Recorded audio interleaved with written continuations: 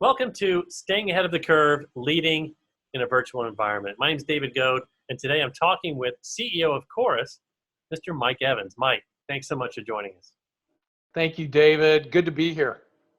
Well, it's good to see you too, but certainly not an understatement to say that the business environment has changed, and rather dramatically. There's fear and uncertainty, and what we see are companies and organizations suddenly having to adapt to a full-time virtual work culture. So why did you want to pull your team together today to send a message? Well, first, David, I want to acknowledge that the situation we find ourselves in globally has definitely presented some extreme challenges. And our hearts go out to the countless people around the world who've lost loved ones or maybe grappling with health challenges. Or they may have lost a job as a result of the healthcare crisis and the resulting economic downturn.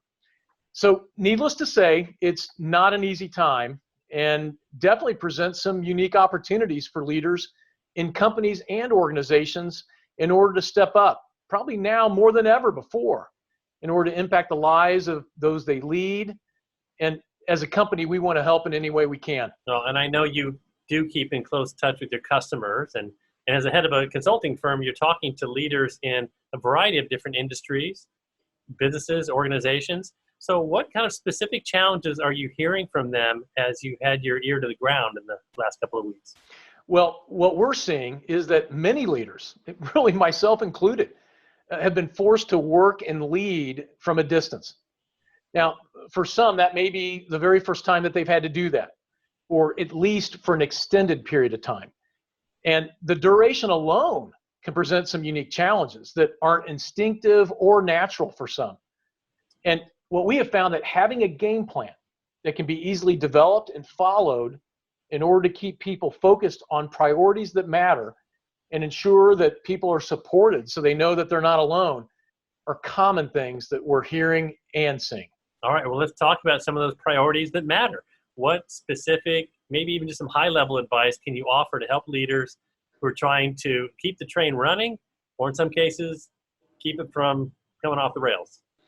Well, whether someone is a seasoned telecommuter or a leader that's leading in a virtual environment for the very first time, having a simple framework or a mental model can provide much needed focus. It can reduce anxiety, it can reduce stress, and ultimately it can increase the likelihood of success. So when this most recent situation surfaced, the Chorus team pooled our knowledge and identified 3 aspirations that we believe, if followed, can further a leader's ability to maximize their impact while leading in a virtual environment. They involve inspiring a sense of purpose, fostering an engaged community, and cultivating a healthy structure. So in the next few minutes, you're going to be hearing from 2 of our top advisors, Sean Bennett and Mike Jones. And I think their dialogue with you is going to be insightful.